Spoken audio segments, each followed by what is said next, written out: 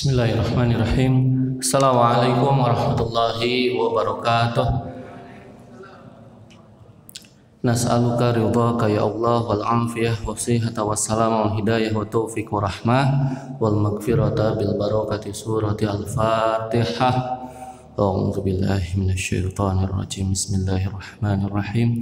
Alhamdulillahi rabbil alamin arrahmanir rahim maliki yaumiddin. Iyyaka na'budu wa iyyaka nasta'in ihdinas siratal mustaqim siratal ladzina an'amta 'alaihim ghairil maghdubi 'alaihim waladdallin. Amin. Hamdan wa syukran lillah, salatan wa salaman ala rasulillah Muhammad sallallahu alaihi wasallam wa ala alihi wa ashabihi wa man tabi'ahum bi ihsanin ila yaumiddin, amma ba'du. Fa ya ibadallah, usikum wa nafsi bi taqwallah faqad fazal muttaqun. Qala Allah ta'ala fi kitabihil karim, a'udzu billahi minasyaitonir rajim. Ya ayyuhalladzina amanu taqullaha haqqa tuqatih wa la tamutunna illa wa antum muslimun. Wa qala Rasulullah sallallahu alaihi wasallam, ittaqillaha haitsu ma kunta. Shadaqallahul azim wa shadaqa rasuluhul karim wa nahnu ala dzalika minasyahidin wa syakirin walhamdulillahi rabbil alamin. Baik, ma'asyiral muslimin rahimakumullah, ikhwani wa akhwati fillah rahimakumullah. Alhamdulillah pagi hari ini kita bisa bertemu kembali untuk melanjutkan lanjutan ya dari kajian kita. Belum bisa tampil? Sedang. Ya. Ya, kajian kita tentang psikologi ekonomi ikhwan dan akhwat. Di part yang pertama di bulan lalu, tahun lalu ya. Berarti ini setahun nih kajiannya ya. Jadi 2021 lanjut ke 2022. Luar biasa nih kajian terlama ini ya. 1 tahun ya. Di sesi pertama, part pertama kita membahas tentang pengantarnya. Biar tidak gagal paham, biar memahami betul kedudukan psikologi. Saya sampaikan di sana, boleh sambil kita review ya. Next, kita coba lanjutkan. Nah, sejarah singkat ilmu psikologi, kemudian next kita bicara juga tentang next. Nah, ini adalah tokoh psikologi Islam Indonesia, almarhumah Ibu Profesor Dr. Zakiyah Darajat ya. Ini jadi inspirasi untuk kaum akhwat bahwa perempuan itu bisa kok sekolah tinggi dan berilmu tinggi dan berkedudukan tinggi ya. Ini adalah Ibu Profesor Dr. Zakiyah Darajat almarhum rahimahullahu taala wasi'an ya, yang pernah memang membuat landasan dari psikologi Islam. Next, kemudian di dalam Islam sendiri sejarah singkat ilmu jiwa atau ilmu psikologi itu next kita punya kitab yang sangat masyhur, yaitu kitab ya Masolih al-Abdan wan Nufus karya Abu Zaid al-Balkhi, hidup di tahun 850 sampai 934 Masehi. Yang akhwat sudah dibagi materinya? Yang sudah ada? Oke, siap ya. Jadi bisa sambil dibuka di HP ya. Jadi kitab Masolih al-Abdan wan Nufus ini adalah kitab psikologi Islam sebetulnya, ya, ilmu jiwa. Berbicara bagaimana kesembuhan pasien itu juga sangat dipengaruhi oleh kesehatan mentalnya. Jadi bukan cuma psikisnya, mentalnya juga. Nah, makanya sebetulnya kadangkala nggak perlu datang ke dokter, ya. Penyakit itu bisa jadi disebabkan oleh hal-hal yang mengganggu jiwa atau mental. Bisa jadi masih jomblo misalnya, maaf ya, misalnya ya, atau apalagi lagi ada masalah dengan orang tua, lagi ada masalah dengan sahabat, lagi ada masalah dengan guru, dengan kampus, dengan sekolah, dengan apapun itu. Nah, itu yang harus diselesaikan. Baru kemudian setelah selesai mentalnya didiagnosis bagian mana yang dirasa sakit. Kalau setelah didiagnosis oleh dokter ternyata memang ada sumbatan, ada sesuatu yang terjadi di situ, baru diberikan obat psikisnya. Jadi double. Nah, Abu Zaid al-Balkhi ini kemudian dirujuk oleh kedokteran modern. Ya, sekarang masih dipakai. Next, lalu setelah itu ada kitab Ar-Ruh ya, kitabnya Ibnu Qayyim Al-Jauziyah yang melengkapi ya bagaimana penjelasan Abu Zaid Al-Balkhi. Di tahun 1292 sampai 1349 Ibnu Qayyim Al-Jauziyah menjelaskan tentang ruh itu seperti apa, jiwa itu seperti apa, psikologi itu apa. Bahasa kita ya, orang modern nyebutnya psikologi. Ya, next.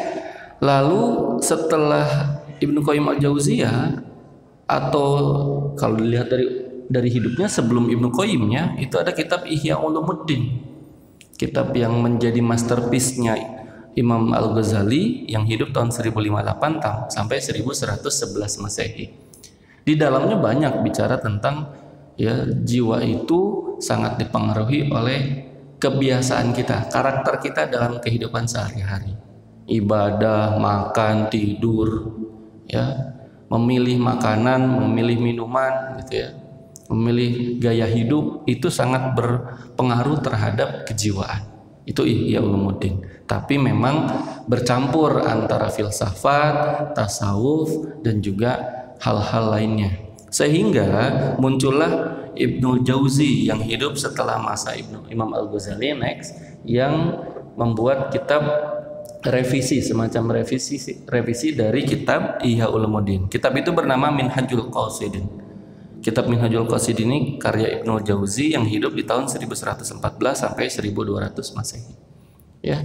Ini adalah literatur ya, dan sepertinya legasi ya, warisan dari peradaban Islam. Sebelum Barat mengenal hal-hal modern, kita sudah punya itu semua.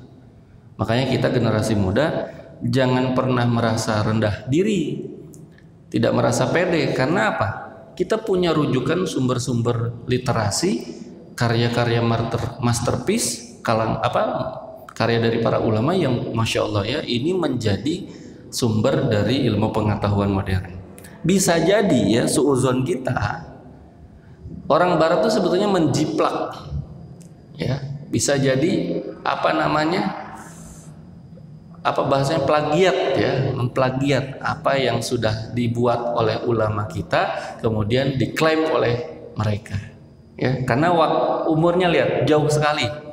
Coba bandingkan dengan karya berikutnya yang menjadi buku pegangan psikologi. Next. Ini adalah buku yang menjadi pegangan di dunia psikologi. Namanya saya bingung bacanya ya, karena nggak bisa bahasa Jerman. Ya, Grundzüge. Bacanya Grundzüge gitu ya. Saya nggak tahu bacanya gimana ya. Grundzüge Psychologischen ya, psikologi ya. Pokoknya yang bikinnya adalah Wilhelm Wundt yang hidup di tahun 1832 sampai 1920. Jauh ya, hampir 8 abad ya, 800-an tahun perbedaan antara ulama Islam dengan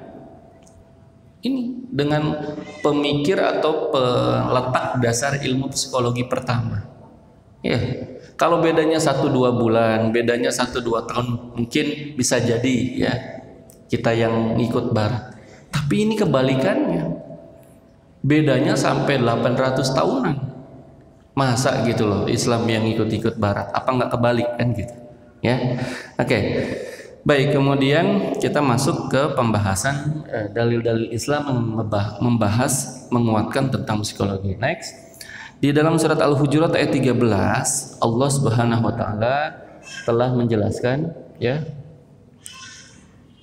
Operatornya banyak ya. Ya, lanjut kan ya. Bisa lanjut surat Al-Hujurat ayat 13.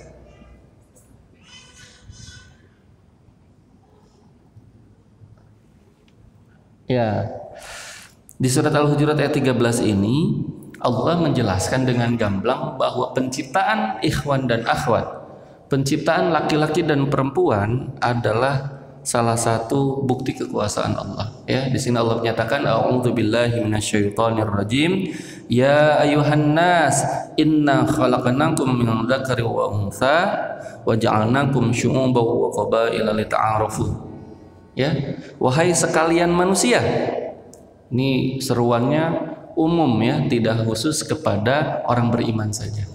Apa kata Allah? Wahai sekalian manusia, sesungguhnya kami menciptakan kamu dari seorang laki-laki dan perempuan dan menjadikan kamu berbangsa-bangsa, bersuku-suku supaya kamu apa? Lita'aruf, saling mengenal. Itu artinya di sini ada ilmu sosiologi, ilmu antropologi yang harus kita miliki. Mengenal itu harus detail. Maka ini juga menjadi salah satu dasar ya, sebelum antum-antuna memutuskan menikah, maka kenali dulu latar belakang suku bangsa mereka. Ya, kalau kita menikah dengan orang Jawa, seperti apa sih orang Jawa? Menikah dengan orang Sunda, seperti apa sih orang Sunda? Menikah dengan orang Sumatera seperti apa? Kalimantan, Sulawesi, Papua, luar negeri ya, semua punya adat istiadat karena mereka suku bangsa yang berbeda. Ya. Kalau tidak dipahami, ini hal-hal sepele yang lama-lama akan menjadi masalah besar. Ya, contoh, makan saja kalau di daerah Sumatera itu jangan sampai habis piringnya. Karena kelihatan apa? Kelihatan apa namanya? Rakus. Jadi harus disisakan sedikit. Di kita dong, misalnya di Jawa, khusus di orang Sunda misalnya, makan itu harus bersih, nggak boleh ada sama sekali sisanya. Menunjukkan kita benar-benar menghormati, menghargai makanan. Beda ya. Di situ saja kita harus bisa memahami. Kalau ini tidak dikomunikasikan, bisa jadi masalah. Ya. Bagi orang Sumatera, makan itu sambil ngobrol. Ya, karena ini waktunya family time gitu.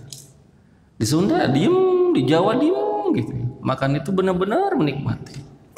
Ya, ada perbedaan itu. Itu yang harus dipahami. Lalu Allah menyatakan apa?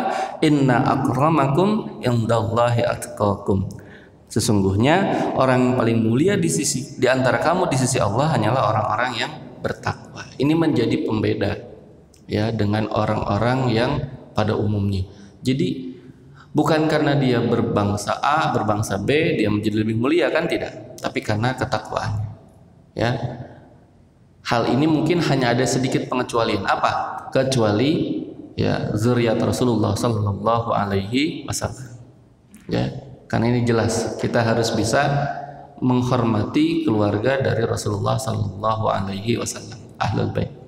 Ya, Ahlul Baitnya bukan ke arah Syiah ya, bukan, tapi ke arah zuriat Rasulullah sallallahu alaihi wasallam. Lalu innallaha alimun khabir. Sesungguhnya Allah Maha mengetahui lagi Maha mengenal. Nah, dari ayat ini menjadi pengantar bahwa laki-laki perempuan ini ada persamaannya, ada perbedaannya. Mari kita bahas. Next, lalu di hadis riwayat Bukhari nomor 3331, Muslim 1468, ada sebuah nasihat dari Rasulullah, bahkan semacam peringatan kepada laki-laki. Karena kalau kita salah mendidik perempuan, fatal akibatnya. Ya, di sini Rasulullah menyatakan, ya, istausu bin nisa fa innal mar'ah khuliqat min dhila. Ya, berbuat baiklah kepada para wanita, kata Rasulullah. Karena wanita itu diciptakan dari tulang rusuk. Wa inna a'waj ya syai'in fid dhila'i a'lah. Jadi kata Rasulullah, sesungguhnya rusuk itu bagian atasnya itu bengkok, ya. Fa in dhahabta tuqimu, ya. Apa kata Rasulullah? Kasratah, ya. Kasartah, maaf. Jadi kalau kita ini meluruskannya dengan kasar, engkau akan mematahkannya. Kasartah. Ini hati-hati ya. Jadi kata Rasulullah, fa in dhahabta tuqimuhu kasartah. Lalu wa in taraktahu lam yazal awaj. Tapi kalau kita biarkan, ya, tetap saja tulang tersebut akan bengkok. Serba salah ya, dilema. Dilurusin nggak boleh keras-keras, nggak dilurusin bahaya, bengkok terus. Ini tabiat perempuan ya, mohon maaf, bukan kata saya, tapi kata Rasulullah Sallallahu Alaihi Wasallam. Ini perempuan harus bisa berdamai dengan dirinya sendiri, kata Rasulullah begitu. Ya, antunna ini bengkok, dan kebengkokan itu harus benar-benar difahami, diikhlaskan, diterima. Oke, saya memang bengkok. Lalu apa? Islamlah yang akan membuat lurus. Gitu ya. Laki-laki juga jangan kepedean, wah memang bengkok sih, jangan semena-mena juga ya. Artinya itu hal yang menjadi PR antum sebagai pemimpin, bagaimana meluruskan yang bengkok tadi, tapi dengan strategi dan metode yang benar. Salah memilih strategi, salah memilih metode, maka fatal akibatnya. Tadi kata Rasulullah, dikeraskan akan patah, dibiarkan tetap bengkok. Ini PR banget ya, gimana caranya meluruskan perempuan. Makanya berlaku ya dalam keseharian, dalam rumah tangga, itu yang namanya istri pasal 1 ya, selalu benar. Pasal 2, kalau istri melakukan kesalahan, maka lihat pasal 1. Sudah selesai gitu pokoknya ya. Bagaimana laki-laki bisa menempatkan diri di situasi sulit begitu. Jadi kalau lagi benar, nggak merasa benar. Kalau lagi salah, apalagi itu, minta maafnya luar biasa ya. Oke, kemudian fastausu bin nisa, ditutup lagi oleh Rasulullah dengan kalimat maka berbuat baiklah kepada para wanita. Susah-susah gampang ternyata ya berurusan dengan perempuan. Oke, lanjut ya. Kemudian Rasulullah menjelaskan hal itu ditambah dengan dalam dunia psikologi itu dibagi dengan berbagai macam cabang ilmu lainnya.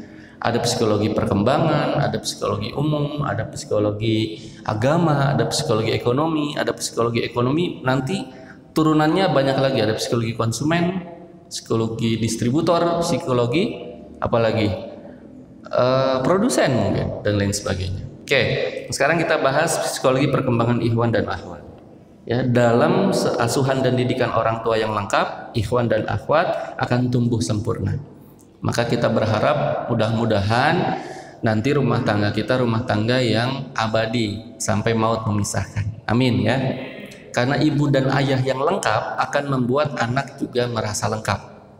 Kalau kita hari ini adalah produk broken home, ya sudah, terima, ikhlaskan. Lalu belajarlah dari kesalahan orang tua kita. Tidak lagi menjadi keluarga yang broken home. Selesai ya. Jangan jadi toksik, jangan apalagi tuh istilahnya yang sekarang muncul. Saya kadang-kadang bingung ya anak-anak sekarang. Bipolar lah, apalah. Saya zaman dulu nggak kenal itu loh, gitu. Biasa aja. Ribet banget sih hidup zaman sekarang gitu loh. Toksik lah, bipolar lah, inilah. Jadi nggak kebayang kan ada. Saya kebetulan dimasukkan oleh kawan di sebuah grup WA khusus untuk para pencari kerja gitu ya, lowongan kerja. Ya kita bermaksud memfasilitasi kalau ada lowongan kerja kita share. Suatu ketika saya terbengong-bengong mendapati satu orang yang dia bilang saya butuh kerjaan, ya terus dia malah curhat ya, saya ini produk broken home, jadi jangan pernah menyamakan orang broken home. Jadi curhat. Yang broken home dengan yang normal katanya, bagaimana bapaknya galak segala macam. Loh kok begini? Nah itulah ya, kadang-kadang memang ketidaksempurnaan keluarga itu ternyata berdampak ya. Jadi kalau kita jadi guru, misalnya ada yang profesi di sini jadi guru, jangan pernah langsung menjudge murid kita itu nakal. Cek dulu latar belakangnya apa. Dulu waktu saya masih jadi guru sebelum jadi dosen, itu saya pasti tahu ini pasti ada masalah keluarganya. Cek, kita home visit lah, lihat ternyata betul. Kalau nggak broken home, ya ini yatim piatu lah. Dititip di neneknya, titip di bibinya, udah. Sebetulnya satu kesimpulannya, bukan nakal tapi nyari perhatian karena kurang kasih sayang. Gitu.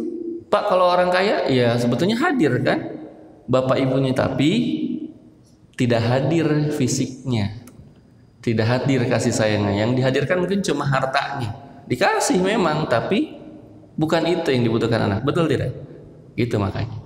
Ketidakhadiran orang tua itu berdampak pada perkembangan anak. Nah ini harus dipahami ya.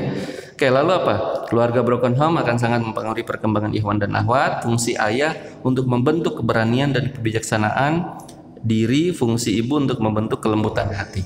Lengkap.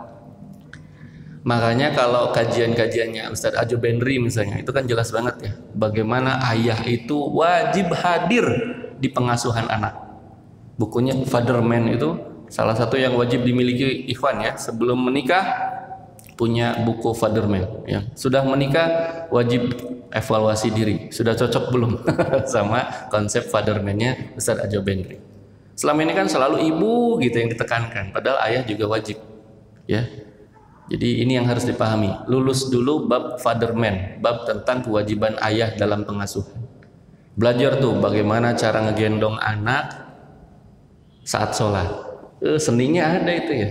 Lagi berdiri bagaimana, ketika ruku posisi anak ada di mana, ketika sujud ada anak di mana, kemudian duduk di antara dua sujud di mana, berdiri lagi itu anak di pangku sebelah mana. Nggak batal Pak. Itulah makanya harus belajar ilmunya. Kadang-kadang kita mendengar saja, tapi tidak tahu dasarnya. Nggak boleh gerak. Geraknya apa dulu alasannya yang bisa membatalkan sholat? Bahkan ya, ini kalau kita bicara sholat, kita masih bisa buka pintu tanpa membatalkan sholat ketika di rumah kita lagi sholat orang tua datang misalnya. Itu masih bisa jalan buka pintu balik lagi. Atau dikeraskan.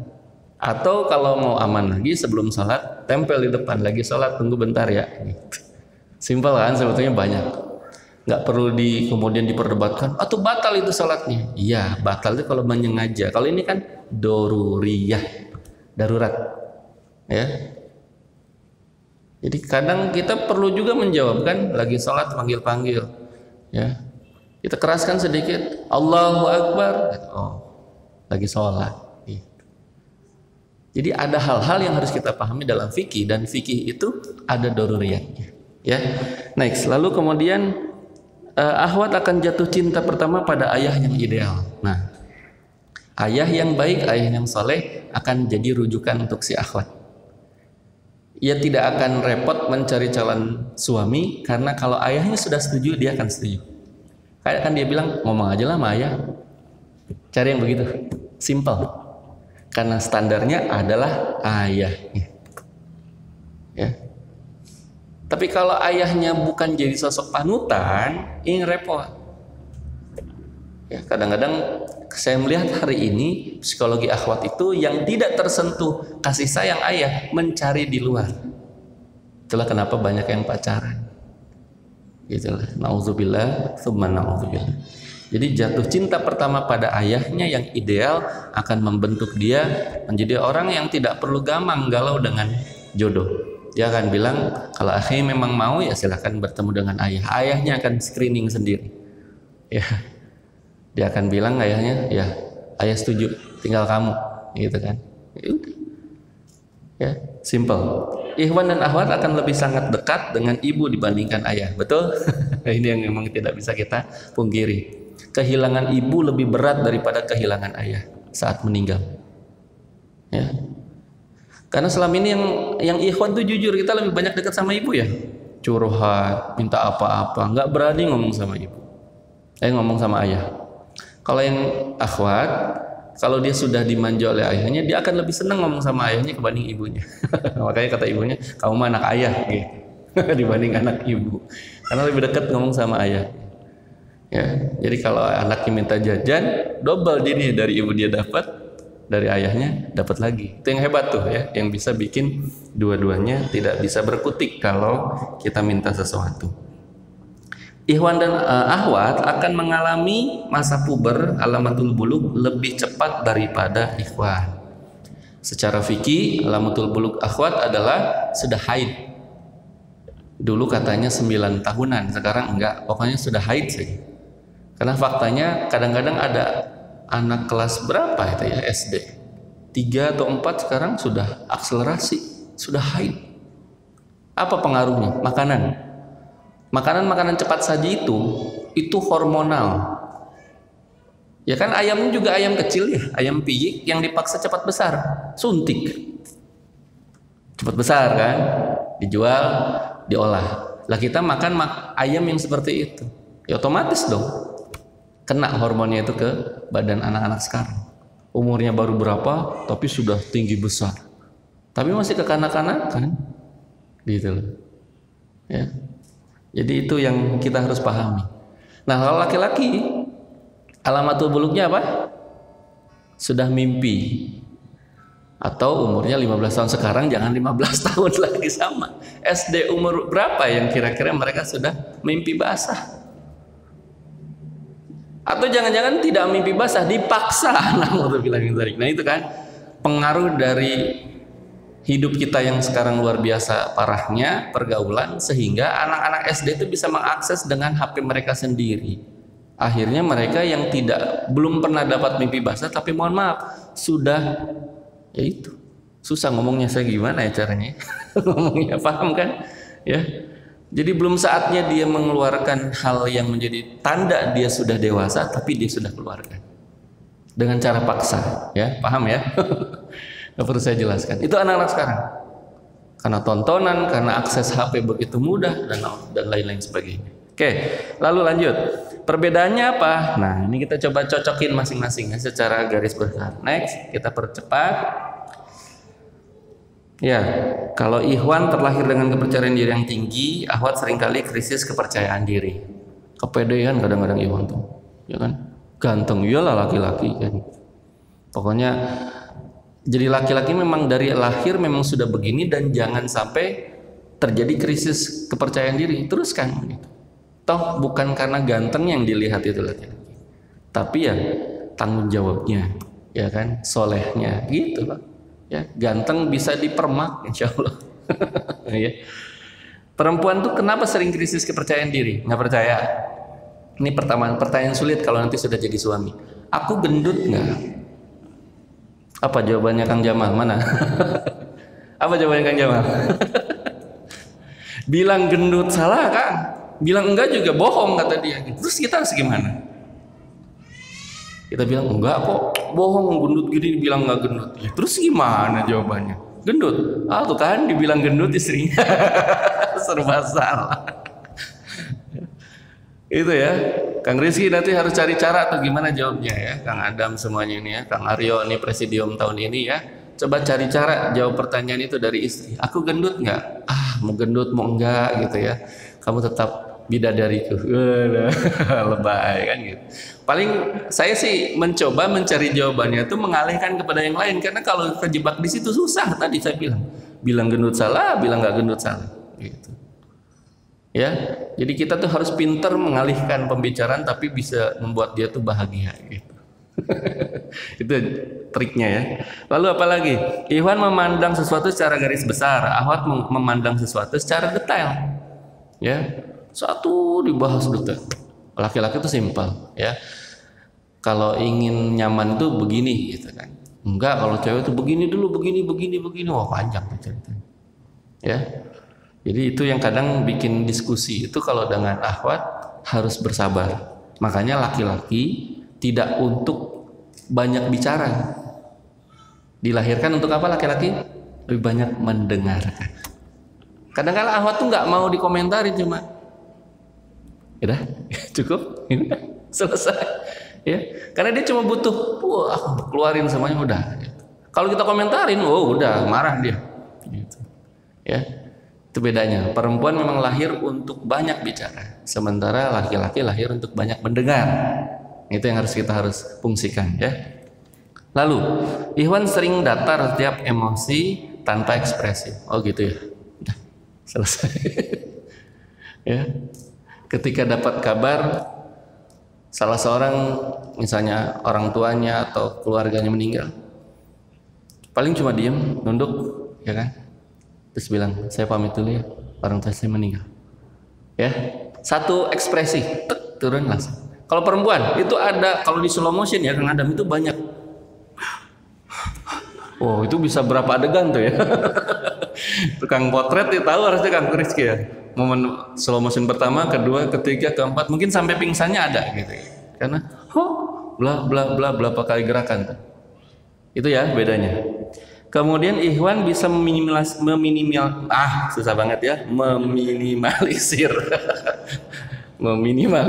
waktu persiapan. Ahwat butuh waktu yang cukup untuk persiapan. Makanya kalau ngajak nikah jangan bilang nikah yuk. Nggak gitu, perempuan nggak suka dibegituin. Ya saya insya Allah berniat mempersunting ukhti. Silakan ya diistikharahi, ya, silakan beri waktu dan apa untuk menentukannya saya persilakan ukhti yang menentukan. Saya sih cool, calm, udah confident ya. Doanya kan simpel kalau Ikhwan ya. Ya Allah, kalau dia memang jodohku, maka dekatkan ia dan ya ridhoi kami kan. Betul nggak? Kalau nggak ditolak lagi, doanya ganti lagi. Ya Allah, kalau memang dia bukan jodohku, maka jadikanlah aku ya. Kalau salah doanya. Ya Allah, kalau memang dia jodoh dengan yang lain, maka jadikanlah aku yang lain itu. Gitu. Maksa lagi gitu ya. Padahal akhwat nggak cuma itu, banyak insya Allah ya. Dengan kondisi akhir zaman kata Rasulullah, satu laki-laki berbanding 40 perempuan. Wow, langsung wih. Nggak gitu juga Kang ya. Jangan kepedean, wah banyak akhwat. Yang enggak juga, ada buktinya. Ikhwan belum nikah juga ya. Bukan karena itu ternyata ya. Emang jodohnya sudah ditentukan. Next. Kenapa Ikhwan bisa meminimalisir waktu? Karena memang orangnya easy going gitu. Ya kan? Ibaratnya nggak mandi pun gampang, tinggal ngambil baju berangkat gitu.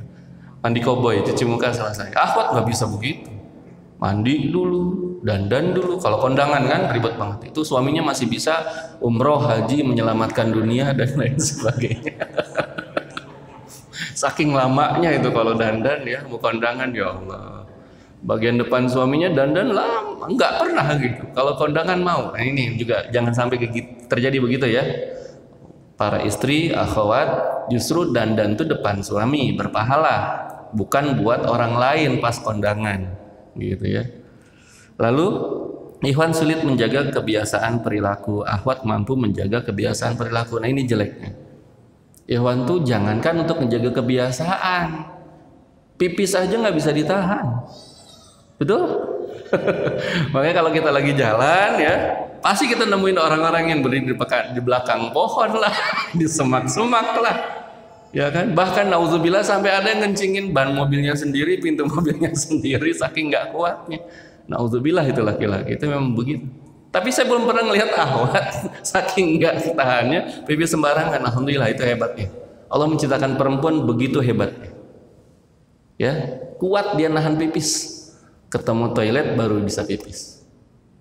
Ya, alhamdulillah itu jarang dipahami ya. Itulah mengapa perempuan itu kuat sebetulnya. Apalagi yang menjadikan tanda bahwa perempuan lebih kuat, sambil gendong anak itu bisa apa? Bisa masak, bisa nyuci, bisa nyapu, bisa ngepel.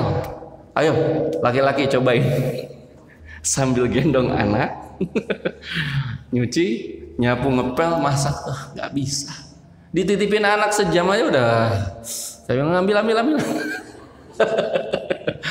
susah memang ya, nggak tahu kenapa. Perempuan tuh bayangin 24 jam bersama anaknya selama masa sapi, selama 5 tahun pertama lah kira-kira 6 tahun 7 tahun ya, sampai dia tamyiz ya. Jadi itu berarti laki-laki fix ya, menjaga kebiasaan perilaku sebelum menikah dan setelah menikah tidak ada bedanya ya. Narik baju gimana? Taruh apa namanya, anduk di mana-mana, habis makan piring gelas di mana-mana, itu laki-laki ya. Maka sebetulnya yang saya ingin sampaikan tuh, perempuan sebelum menikah pastikan itu siap menghadapi problemnya tuh ada pada suamimu gitu. Seganteng apapun dia gitu, setajir apapun dia laki-laki sama, easy going dan kebiasaannya kayak gitu. Namanya laki-laki. Nilai estetikanya tuh minim gitu ya, punya nilai keindahan, kerapihan tuh hebat deh. Coba cek ya, kamarnya siapa yang rapih, terjaga lebih dari 1 bulan. Rapi sih besoknya berantakan lagi kayak kapal pecah begitu aja. Atau jangan-jangan akhwat juga begitu? Wah ini yang bingung saya, kok akhwat bisa begitu ya? Dulu saya waktu di pesantren tuh ya jarang bisa menemukan kobong atau kamar santri itu rapih gitu ya. Sampai dibikin sayembara pun tetap aja nggak ada yang digubris ya. Emang bawaannya begitu ya, susah gitu. Paling barter ya menutup aibnya kan ya, nyari celah gimana ya, tutup aib belakang lemari kayak apa, kayak cari apa namanya sarung tutupin gitu aja, simpel. Bukan untuk diselesaikan tapi dialihkan. Kalau ahwat kan enggak, dipikirkan ini buang atau tidak, mesti kan begitu, dirapihkan, diganti segala macam. Nah itulah kenapa rumah itu kalau nggak ada sentuhan perempuan, ya jadi nggak indah. Gitu. Yang bikin indah itu kan karena sentuhan perempuan. Walaupun minimalis, walaupun kecil, tapi kalau sudah ditata indah oleh istri, masya Allah. Ya. Oke, lanjut. Kemudian ikhwan, mudah lupa sesuatu peristiwa. Ahwat, pengingat kuat suatu peristiwa. Masya Allah. Ya. Hafizah semuanya, ya. Dalam tanda kutip. Jadi kejadian tanggal berapa, hari apa, tanggal berapa, jam berapa, di mana, itu dia akan ungkit lagi kalau lagi kesal. Ya, Allah, apaan dulu begini. Wih, masih ingat gitu. Lah kita ngomong kemarin dia nggak ingat, enggak, emang ngomong di mana? Lah kan laki-laki tuh wajib ya dipahami, itulah laki-laki. Dia ngomong, makanya kalau ngomong apa-apa yang dijanjikan, mending rekam deh. Kalau saya emang suka ngebilang guys, emang ngomong gitu ya? Iya. Oh ya udah, maaf kalau lupa, namanya juga laki-laki ya, emang pelupa. Gitu. Kalau perempuan kan ya semarah-marahnya pada suaminya tidak akan lupa kapan gajian suaminya kan gitu ya. Tahu dia gitu. Gajian suaminya tahu, lagi marah pun juga dia tahu gajiannya kapan. Ya, ini yang repot adalah ketika nanti konsep workshop dipakai dalam rumah tangga, bahaya. Laki-laki yang work ya, istri yang shop, ini yang bahaya, habis nanti ya.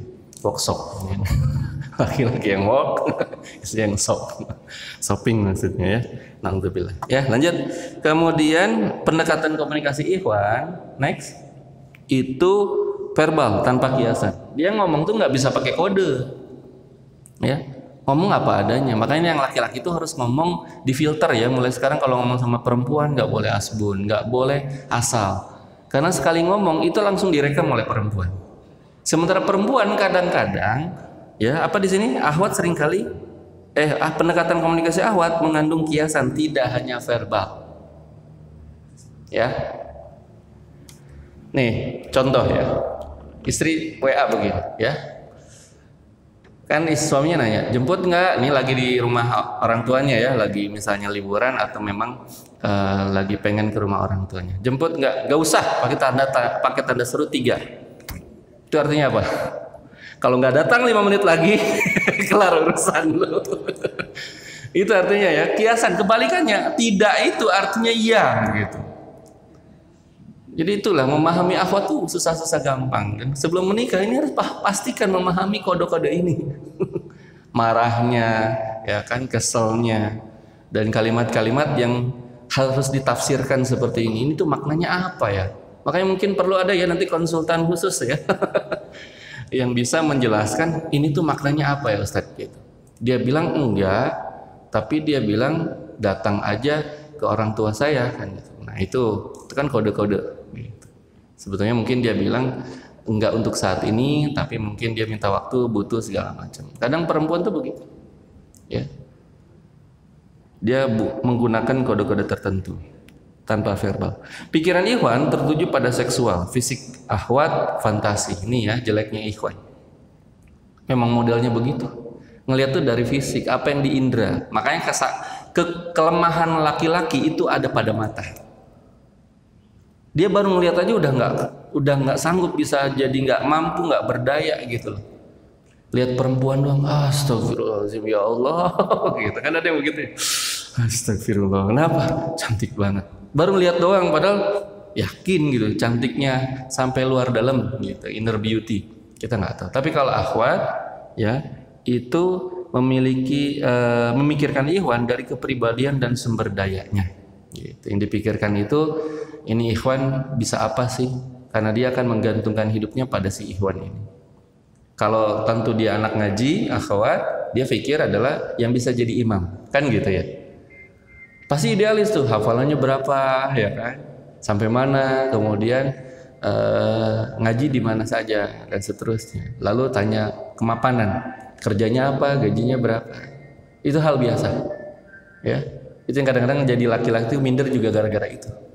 Saya nggak bisa baca Quran misalnya, saya kerja juga biasa aja, udah akhirnya mundur ya. Padahal ini juga yang harus dikomunikasikan ya, turunin kayak standarnya gitu loh. Kan itu bisa dibangun bareng-bareng. Laki-laki itu sebetulnya bagaimana perempuan bisa menaklukkannya. Nih contoh ya, kalau lagi di rumah santai misalnya hari Ahad begini ya, biasanya kan istri juga lagi nyuci gitu ya, kalau nggak punya ART. Terus abis nyuci kan perlu diangkat tuh jemuran ke atas. Bandingkan kalau si istri ngomongnya begini, Mas, sayang, Beb, apalah manggilnya gitu. Angkatin nih jemuran, angkatin nih apa namanya cucian gitu. Tapi lagi sambil marah-marah, kira-kira mau nggak? Makin ditekan begitu, makin rese tuh laki-laki. Pura-pura nggak dengar. Yamin, siapapun itu. Tapi kalau pendekatannya berbeda, coba bayangkan, suami istrinya datang. Terus dia elus dia peluk apa kayak namanya suami istri gitu ya. Terus bilang, sayang, itu cucian udah selesai, tapi aku nggak bisa naikin ke atas, berat. Boleh? Siap, pasti. Saya jamin. Ya, maka istri itu harus bisa pandai mengambil hati suami tanpa kekerasan, tapi dengan kelembutan. Gitu. Nyuruh sholat, jangan marah-marah. Dia nggak akan, jangan-jangan bahkan fatalnya nggak sholat sama sekali, karena dipaksa.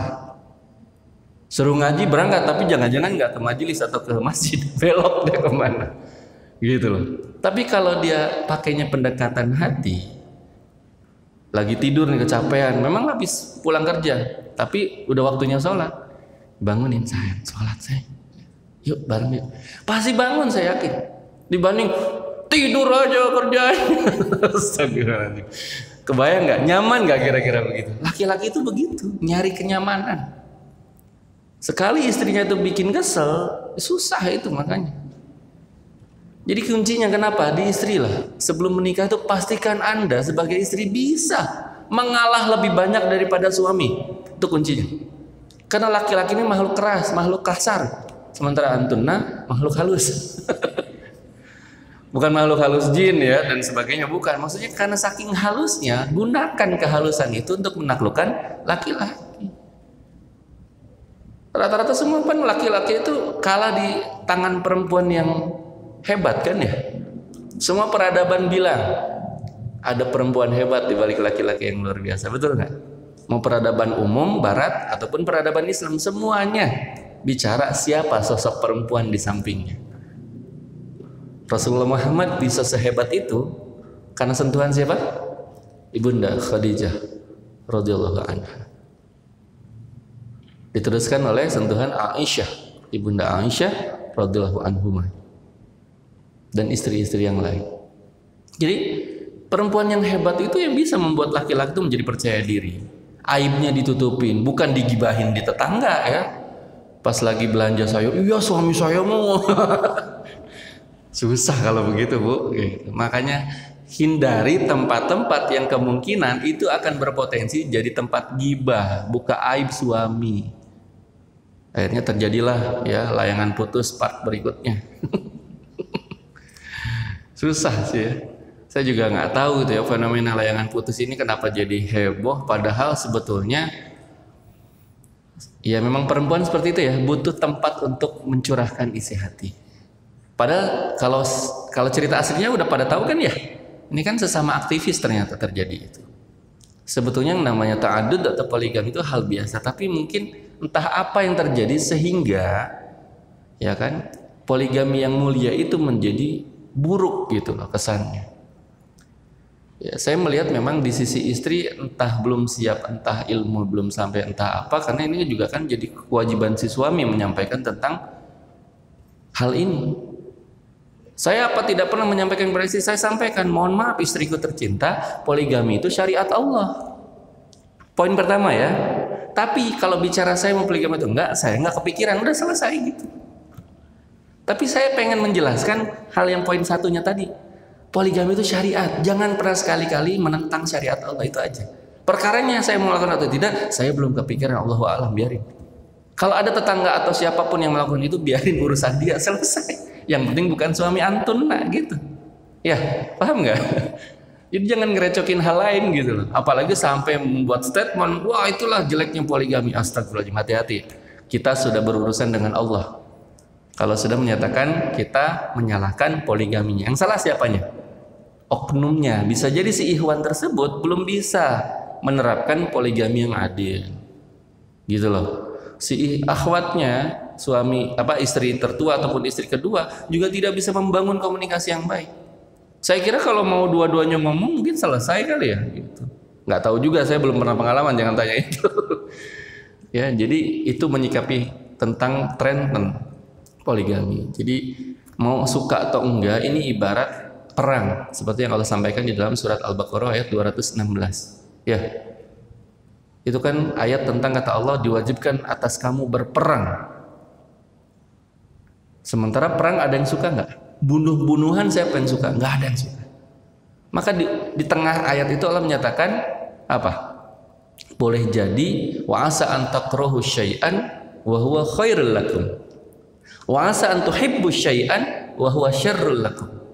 Ditutup dengan kalimat yang sangat tegas, kata Allah, wallahu ya'lamu wa antum la ta'lamun.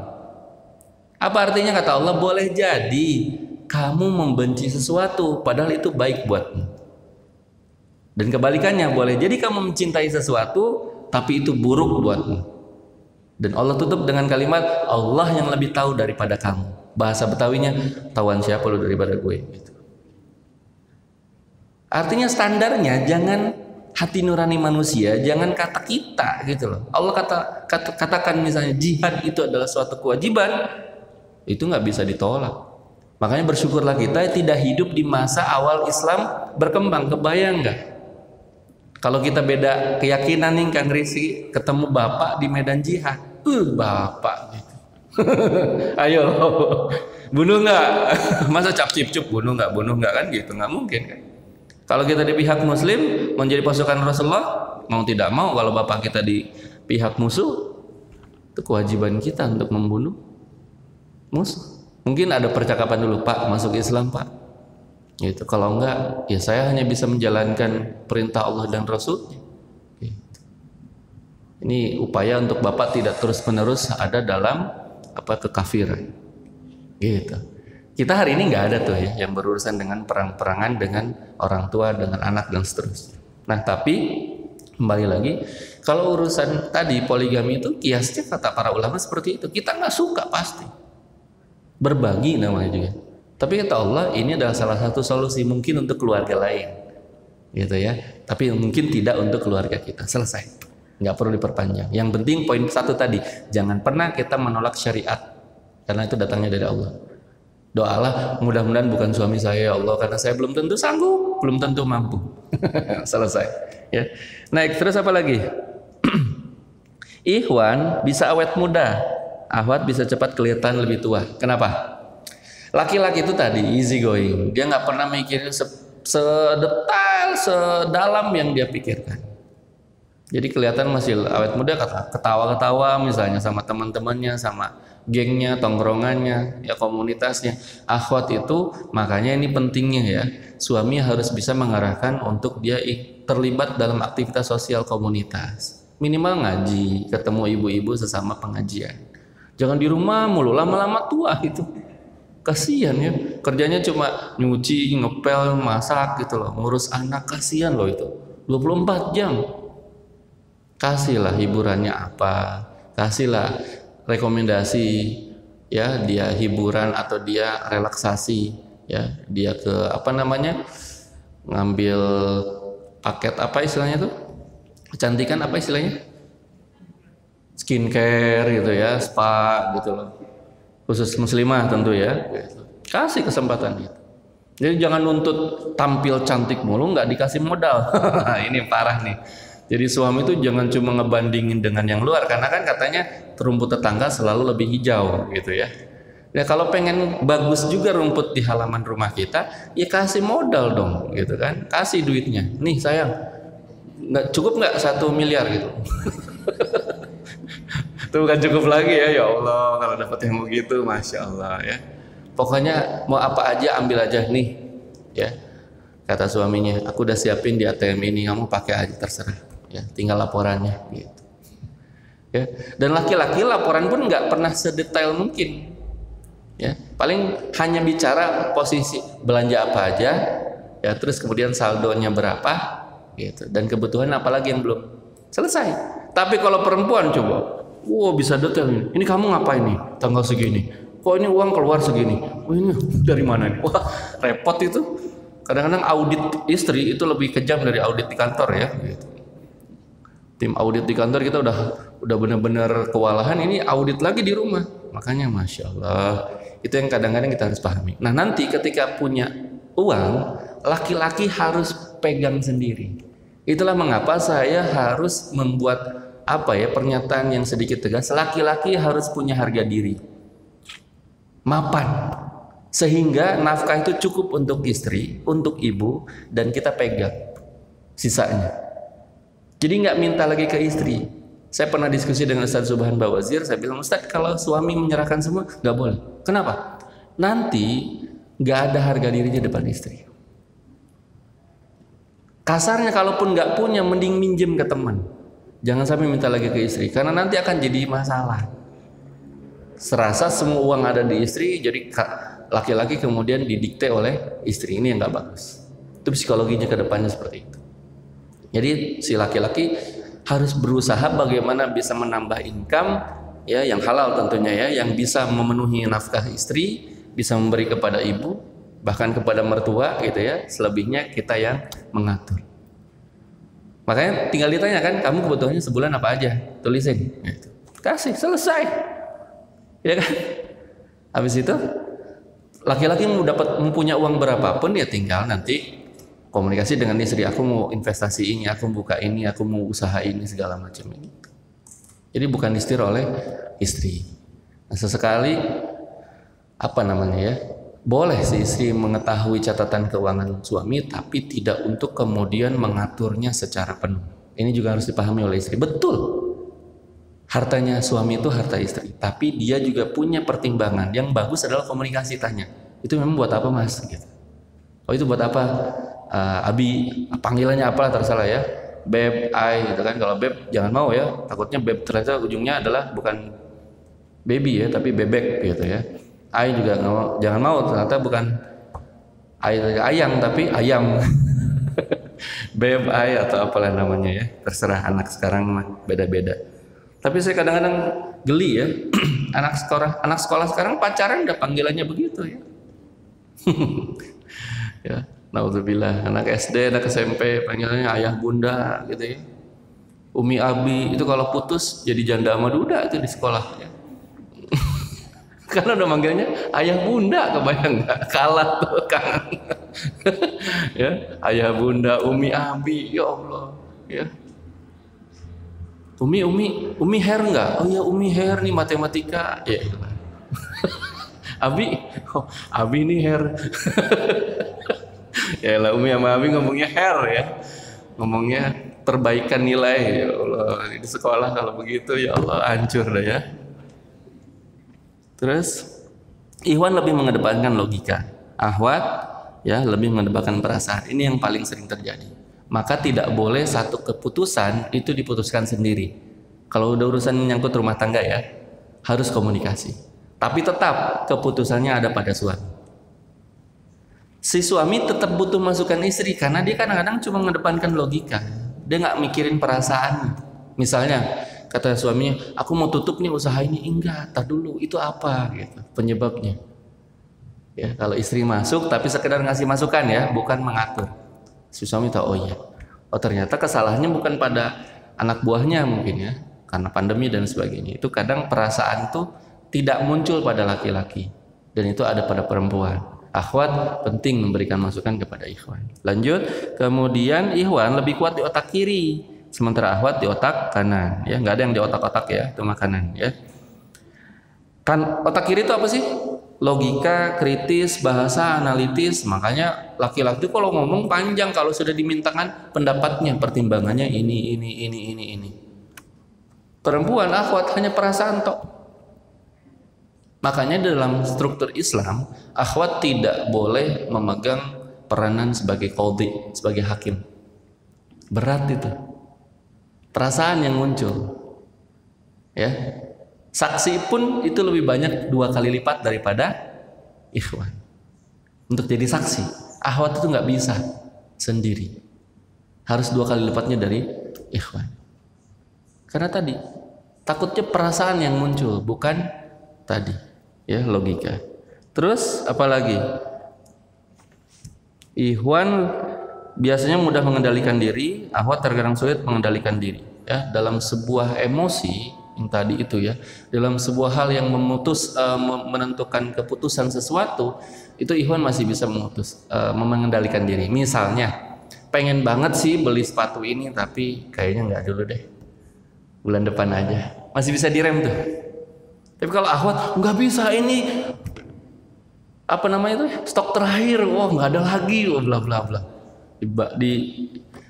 Akan diusahakan supaya dibeli. Ya. Padahal bisa jadi ya pas bulan berikutnya masih ada gitu. Atau kayak diskon lah ya. Di sini 5.000, di sini 4.999. Milih yang mana? 4.999. Yang dilihat depannya 4, di sini 5. Lebih murah loh. Cuma 1 perak beda. Ya. Itu hebatnya akhwat ya, luar biasa. Betul-betul dia pilih yang lebih murah. Ya. Kadang sampai cek ya, survei ke toko. Terus akhirnya apa? Mahal, beli aja di online. Ngapain kesini Jamilah, gitu kan? Tapi perlu kalau buat akhwat tuh survei gitu ya, perbandingan. Datang ke tokonya lah. Habis itu nggak jadi, mahal, mendingan di online aja. Oh, terus kita kesini. Ya itu harus, alhamdulillah gitu ya. Gitu ya, jadi harus paham tuh. Memang akhwat tuh begitu, memang masya Allah luar biasa. Kalau tidak begitu, tidak indah dunia ini ya. Memang. Makanya kalau dulu foto istri itu adanya di dompet ya, dan jangan mau sekarang kalau ada suami masih naruh foto istri di dompet, didudukin ya kan, di pantat ya kan. Sekarang naruh foto istri itu apa? Wallpaper kan ya. Itu gunanya apa? Biar pas dibuka tuh, ya Allah, tidak ada masalah besar yang lebih besar daripada ini ya Allah. Enggak, ini bercanda ya. Makanya sekali buka tuh, sekali ingat, oh ini istri saya ya Allah ada di rumah. Tapi sisanya barangkali itu ya, jangan-jangan. Ya Allah, tidak ada masalah yang lebih besar daripada ini ya Allah. Maka taruh di situ. Ya, jadi jangan senang juga ditaruh di wallpaper, jangan-jangan bukan tujuan untuk senang nunjukin ke orang bahwa ini istrinya gitu loh. Mungkin salah satunya untuk itu. Canda ini mah ya, jangan dibikin serius. Jadi terus apalagi next, ikhwan butuh waktu dan dukungan untuk mapan dan mandiri. Ya, dia nggak bisa sendiri. Dan ketika ngurus uang sendiri itu bisa bahaya. Makanya butuh tadi konsultasi. Si ikhwan harus tahu, sadar sendiri kalau apa-apa ngomong. Kalau belum punya istri sama ibunya, Bu, begini, nanti ibunya akan mengarahkan. Ya, kakak perempuannya. Kalau sudah punya istri ya dengan istri. Komunikasikan. Dan istri ingat ya, jangan menjudge, jangan mengatur, tapi sifatnya memberi masukan. Dia lebih senang laki-laki itu begitu, memberi masukan. Ya. Next apa lagi? Ikhwan hanya mampu fokus di satu hal dan satu waktu. Akhwat multitasking ya, di waktu bersamaan tadi ya, sambil gendong anak, sambil nyuci baju di mesin cuci, sambil nyuci ngepel bisa. Ya, ikhwan nggak bisa tuh. Lagi ngeri, tar dulu ya, gue fokus dulu. Nggak bisa tuh. Ya, perempuan tuh bisa sambil ngomel, sambil ngapain bisa. Ya. Sambil marah-marah itu, sambil nyuapin anaknya. Ya. Tahu anaknya udah belepotan, salah masuk ya. Itu makanya masya Allah ya, perempuan tuh hebat. Belajarlah dari Ibunda Siti Sayyidah Hajar ya. Ibunda Sayyidah Hajar itu perempuan hebat yang kuat. Bayangkan ditinggal oleh Nabi Ibrahim alaihissalam di tempat yang belum ada hari ini disebut Mekah. Belum ada sama sekali. Ditinggal begitu aja dengan putranya Ismail alaihissalam. Kuat nggak? Oh, bukan kuat lagi, bayangin sendirian. Laki-laki belum tentu kita dibuang ke situ mati. Ibunda Sayyidah Hajar bisa begitu. Sampai kemudian Nabi Ibrahim kembali lagi dan lanjut ceritanya ke masa sebelum kurban disyariatkan. Itu kalau hitungan saya bisa berapa tahun rentangnya tuh, kan masih kecil tuh ya, bayi ketika ditinggal di yang sekarang jadi Mekah. Lalu ceritanya nyambung lagi pas Nabi Ismail kira-kira umur berapa? Belasan kalau nggak salah ya, atau menjelang 20 tahunan dewasa. Berarti kira-kira berapa? Belasan atau puluhan tahun nggak ketemu itu. Kuat nggak? Bukan kuat lagi. Dari tadinya tidak ada perkampungan di Mekah, jadi ada perkampungan. Kira-kira butuh berapa lama gitu aja. Itu yang harus dipahami perempuan. Perempuan tuh kuat. Itu yang harus selalu sugestikan kepada diri-diri antuna ya. Ini akhwat muslimah sekalian, antuna itu kuat. Kuat sekali. Insya Allah. Sekalipun jodoh belum datang, antuna kuat.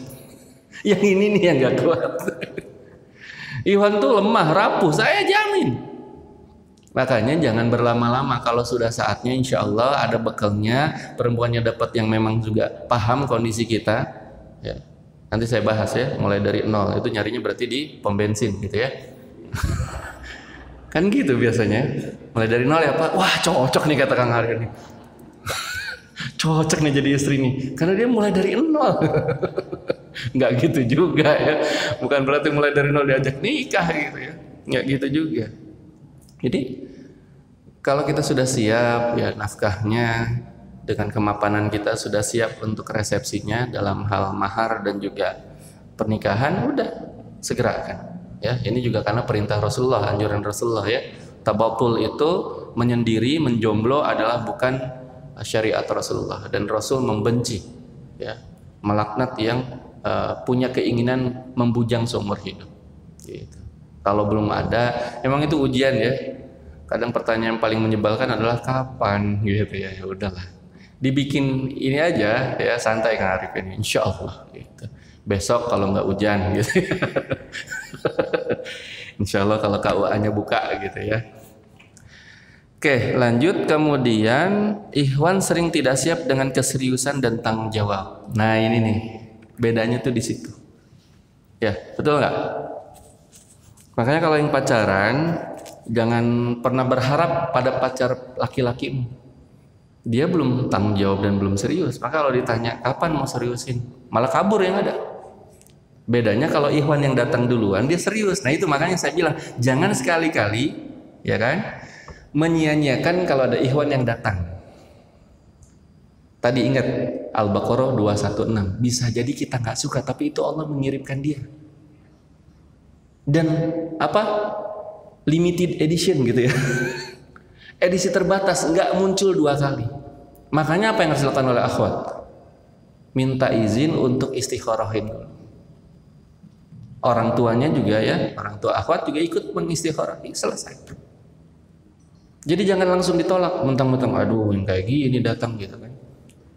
Ya ini sekarang, lihat 5-10 tahun lagi. Ya, siapa tahu keberkahan mengiringinya gitu. Nanti saya sampaikan ayat-ayat yang harus diyakini bahwa laki-laki dan perempuan yang masih